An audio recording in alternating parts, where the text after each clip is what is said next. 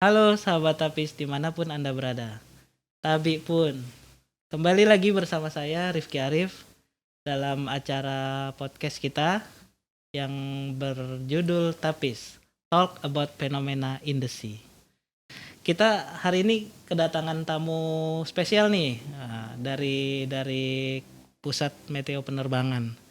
Halo Mas Richard, Mbak Arifatul. Halo Mas.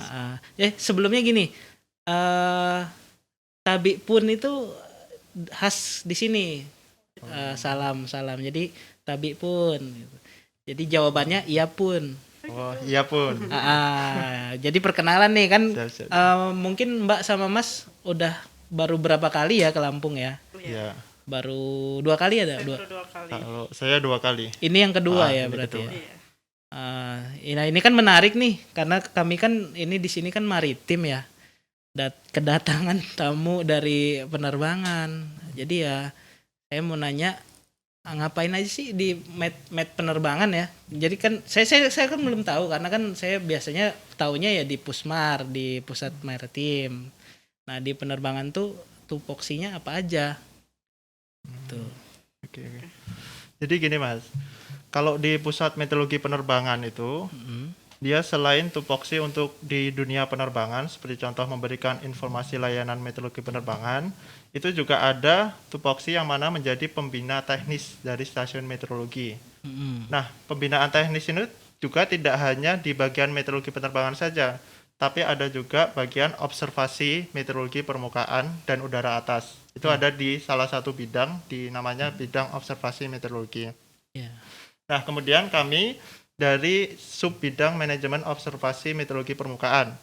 Kita bertugas untuk memberikan evaluasi, monitoring, pembinaan teknis, dan lain sebagainya yang terkait dengan observasi permukaan.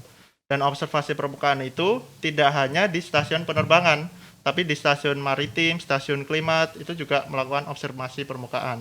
Yeah. Nah, itulah mengapa kita bisa sampai di stasiun meteorologi maritim Lampung. Seperti itu. Oh, jadi ibaratnya mengcover semua ya, tapi ya memang itu yang khusus observasi permukaan atau pengamatan ya, gitu, pengamatan. Terus kan tadi kita udah melakukan kegiatan tuh evaluasi ya Mbak ya. Evaluasi pengamatan. Nah, kenapa sih perlu dievaluasi pengamatan kami itu? Memang harus itu ya, harus dikoreksi dan sebagainya. Iya, memang data hasil pengamatan itu sangat penting ya. Karena BMKG itu mempertukarkan data kita itu secara internasional gitu. Yeah. Nah, apa benefit dari pertukaran data secara internasional itu? Nah, data yang dipertukarkan itu dijadikan sebagai dasar dalam pembuatan perakiraan cuaca, di mana jika data semakin baik, semakin bagus, maka hasil perakiraannya pun nanti akan lebih akurat gitu. Iya. Berarti dampaknya sendiri untuk ke depan atau untuk perakiran cuaca yang itu sangat-sangat besar ya, sangat diperlukan. Jadi semakin baik data pengamatan itu sendiri, semakin maka bagus. Hasil perakiraan kita pun akan semakin bagus dan akurat. Ya, nah ini tambahan buat sahabat Tapis sendiri. Saya menambahkan sedikit.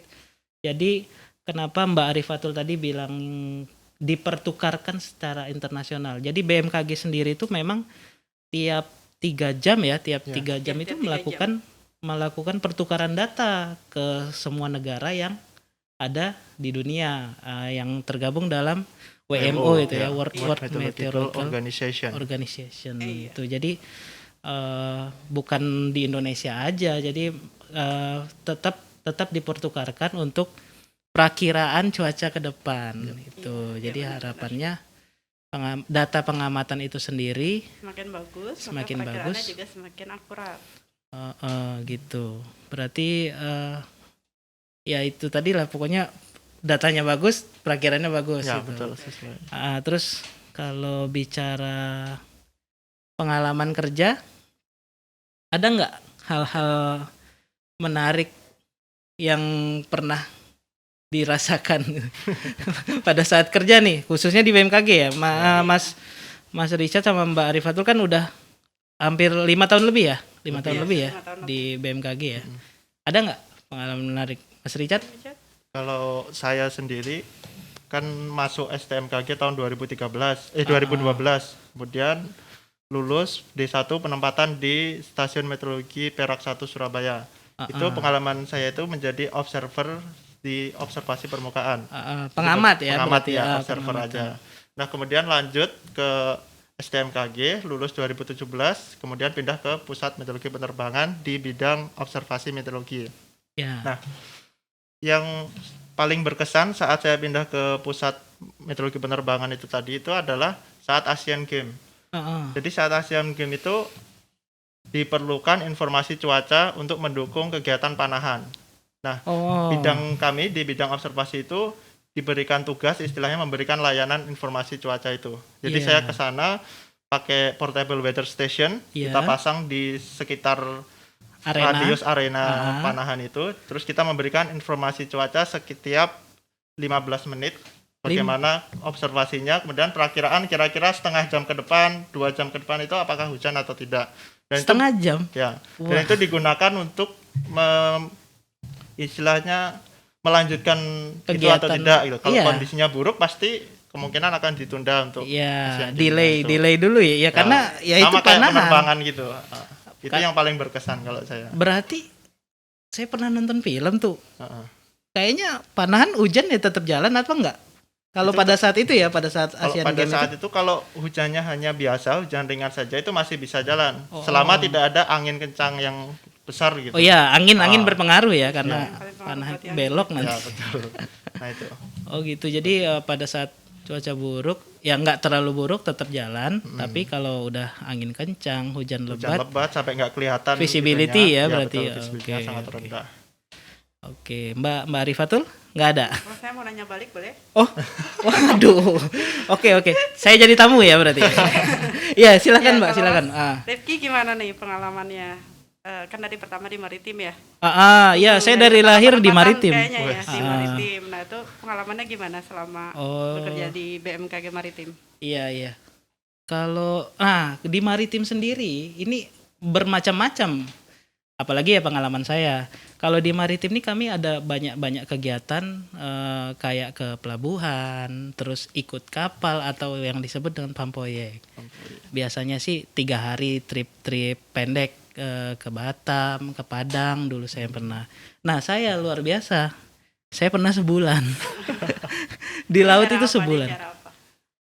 Dulu namanya tuh Ina Prima. Itu ada kegiatan survei itu sampai ke Samudra Hindia sebulan, benar-benar sebulan. 3 hari cuman sandar di Sabang 3 hari. Cuman kalau iya. Tapi pulangnya itu udah lewat timur Sumatera. Pas berangkatnya barat Sumatera dan gelombangnya luar biasa. Benar-benar pengalaman menarik banget lah. Dan ditawarin juga kayaknya saya mikir-mikir. Itu ngapain aja Mas kegiatan selama di kapal? Yang utama survei, terus sama ini ganti buoy. Jadi memang di beberapa titik itu ada buoy dia ini. Buoy itu alat untuk mengamati cuaca. Iya, di situ ada kayak sejenis AWS gitu. Cuman kan itu ditaruh punya di laut ya. Tapi itu punya luar deh kayaknya. Jadi diambil datanya, terus buoynya kan banyak tuh karang-karang, jadi dibersihin, dicat ulang, terus dilepas lagi, terus dikasih flash disk yang baru lah ibaratnya, dikasih untuk gitu. Dan ada beberapa titik, ada juga yang hilang. Makanya saya heran itu kok bisa, padahal jauh dari Sumatera, nggak kelihatan pulau Sumatera itu. Sampai sebelum berangkat kan saya disuruh bikin surat wasiat. Benar Mbak. Saya bilang waduh. Karena bakal sinyal jadi kali ya, gitu. Terus katanya sih antisipasi ada pembajakan bajak laut gitu loh. Soalnya ada ya kayak dari Kementerian Pertahanan gitu. Dan bikin ini ya. Waduh, ngapain saya daftar? Padahal semangat kan karena ini maritim banget nih sebulan. Ya kebetulan di kantor kami ini baru saya ibaratnya. Dan saya cerita teman-teman nggak mau. Padahal mau saya jebak tuh. Enak nih. Padahal enak rasain. Ibaratnya kan gitu. Terus dari Mas sama Mbaknya gini himbauan untuk sahabat tapis apa nih? Kan kita udah mulai masuk cuaca buruk kan. Ya udah masuk musim hujan juga kan ya. Himbauan ke depannya untuk teman-teman sahabat tapis di Lampung khususnya para masyarakat di Lampung nih apa? Ada nggak himbauan untuk masyarakat? Ya pasti ada lah karena ini udah masuk musim hujan jadi masyarakat emang harus waspada ya terhadap bencana hidrometeorologi seperti banjir, longsor, angin kencang. Ya. Ya, kayak gitu-gitu tuh kita harus waspada karena memang hujan itu gimana ya bisa tidak terprediksi gitu lah ya. Iya. Maksudnya mendadak gitu hujannya. iya terutama angin kencang daerah-daerah dataran rendah itu kan juga agak-agak riskan ya. Banjir. Iya banjir dan longsor itu karena di beberapa wilayah Indonesia juga Ya, udah beberapa ya. Iya. Sudah Yang- banyak bencana-bencana iya, banyak hidrometeorologi bencana Iya yang tadi hidrometeorologi ya. pagi semalam tuh saya nonton Bu KBMKG malah yang diwawancara di salah satu TV swasta karena berkaitan dengan Kalimantan kan banyak banget. Iya. Iya betul. Sintang Terjadi. ya. Kemarin saya Iya, juga- Sintang yang di banjir, Kalbar, Sintang. tapi Sampit, terbaru. Oh, Sampit juga juga, ya, yang Sampit. Di Kalimantan yang efeknya luar biasa kan. Jadi itu himbauan buat sahabat tapis, buat jaga kesehatan, jaga kondisi, tetap patuhi protokol kesehatan dan waspada cuaca buruk. Terima kasih Mbak sama Ya. Masnya telah sama-sama. datang ke kantor Ya, kami ini sama-sama. ngisi Juga podcast terima kasih karena kita. dapat kesempatan Terima ini. kasih. Iya. tamu spesial nih. Spesialnya soalnya dari penerbangan ke Ini maritim. ya. Nah, itu jalur ya maritim beda. sama penerbangan. Tapi memang kan kita sama-sama meteo ya. Iya, betul. Sama-sama BMKG lah yang jelas. Jadi BMKG 1. tapi ya tetap kita harus tahu penerbangan tuh Iya, ngapain, tupoksi maritim masing-masing, juga ngapain gitu. Dan ya satu kesatuan, satu tujuan buat BMKG, buat Indonesia yang lebih baik. Ya. Iya benar. Oke, makasih sahabat tapis dimanapun Anda berada. Kembali lagi nanti berjumpa di podcast selanjutnya. Assalamualaikum warahmatullahi wabarakatuh. Tabi pun.